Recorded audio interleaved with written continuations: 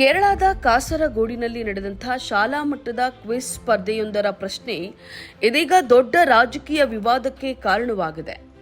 August 6ರಂದು ಕುಂಬಳ ಮತ್ತು ಮಂಜೇಶ್ವರ ಉಪಜಿಲ್ಲೆಗಳ ಶಾಲೆಗಳಲ್ಲಿ ಫ್ರೀಡಂ ಕ್ವಿಜ್ 2026 ಆಯೋಜಿಸಲಾಗಿತ್ತು.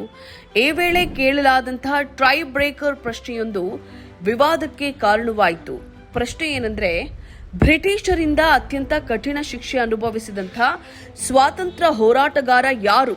ಇದಕ್ಕೆ ನೀಡಲಾಗಿದ್ದಂಥ ಉತ್ತರ ವಿನಾಯಕ ದಾಮೋದರ್ ಸಾವರ್ಕರ್.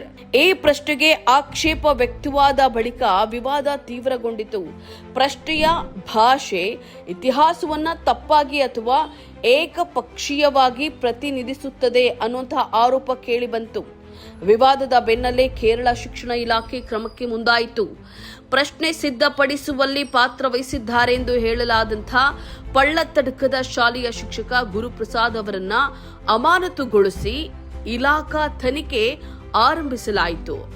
ಆದರೆ ಶಿಕ್ಷಕರ ಪರವಾಗಿಯೂ ಕೂಡ ವಾದ ಕೇಳಿ ಬಂದಿದೆ. ತಾವು ಪ್ರಶ್ನೆ ಅಥವಾ ಉತ್ತರವನ್ನ ಸಿದ್ಧಪಡಿಸಿಲ್ಲ, ಪ್ರಶ್ನೆ ಪತ್ರಿಕೆಯನ್ನ ಅಧಿಕಾರಿಗಳಿಗೆ ಕಳುಹಿಸುವ ಕೆಲಸವಷ್ಟೇ ಮಾಡಿದಾಗಿ ಶಿಕ್ಷಕರು ಹೇಳಿರುವ ವರದಿಗಳಿವೆ. ಇತ್ತ ಶಿಕ್ಷಕರ ಅಮಾನತು ವಿರೋಧಿಸಿ ಬಿಜೆಪಿ ತೀವ್ರ ಪ್ರತಿಭಟನೆಯನ್ನ ನಡೆಸ್ತಾ ಇದೆ. ಬಿಜೆಪಿ ನಾಯಕ ಕೆ ಸುರೇಂದ್ರನ್ ಸೇರಿದಂತೆ ನಾಯಕರು ಸಾವರ್ಕರ್ ಅವರಿಗೆ ಬ್ರಿಟಿಷರು 2 ಜೀವಾವಧಿ ಶಿಕ್ಷೆ ವಿಧಿಸಿದ್ದನ್ನ ಉಲ್ಲೇಖಿಸಿ ಶಿಕ್ಷಕರ ವಿರುದ್ಧದ ಕ್ರಮವನ್ನ ಖಂಡಿಸಿದ್ದಾರೆ. ಮತ್ತೊಂದೆಡೆ ಶಿಕ್ಷಣ ಇಲಾಖೆ ವಿದ್ಯಾರ್ಥಿಗಳಿಗೆ ತಪ್ಪು ದಾರಿಗೆಳೆಯುವಂತಹ ಇತಿಹಾಸವನ್ನ ಬೋಧಿಸುವ ಪ್ರಶ್ನೆಗಳನ್ನ ಒಪ್ಪಲಾಗದು ಅನ್ನುವಂಥ ನಿಲುವನ್ನ ವ್ಯಕ್ತಪಡಿಸ್ತಾ ಇದೆ.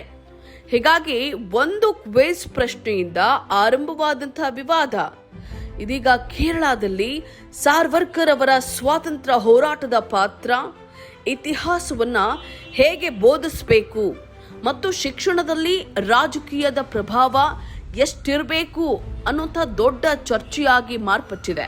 ಸದ್ಯ ಲಭ್ಯವಿರುವ ವರದಿಗಳ ಪ್ರಕಾರ ಶಿಕ್ಷಕ ಗುರುಪ್ರಸಾದ್ರನ್ನ ಅಮಾನತುಗೊಳಿಸಲಾಗಿದ್ದು, ಪ್ರಕರಣದ ಕುರಿತು ಇಲಾಖಾ ತನಿಖೆ ಮುಂದುವರೆದಿದೆ. ಈ ತನಿಖೆಯ ಬಳಿಕವೇ ಪ್ರಶ್ನೆಯನ್ನ ಯಾರು ಸಿದ್ಧಪಡಿಸಿದ್ರು ಮತ್ತು ಅದರ ಹೊಣೆ ಯಾರದ್ದು ಅನ್ನೋದು ಮತ್ತಷ್ಟು ಸ್ಪಷ್ಟವಾಗುತ್ತೆ. ಒಂದು ಕ್ವಿಜ್ ಪ್ರಶ್ನೆ ಹುಟ್ಟು ಹಾಕಿದಂತ ಈ ವಿವಾದ ಇದೀಗ ಕೇರಳದ ರಾಜಕೀಯದಲ್ಲಿ ಯಾವ ತಿರುವನ್ನ ಪಡೆಯುತ್ತೆ ಅನ್ನೋದನ್ನ ಕಾದು ನೋಡಬೇಕಾಗಿದೆ.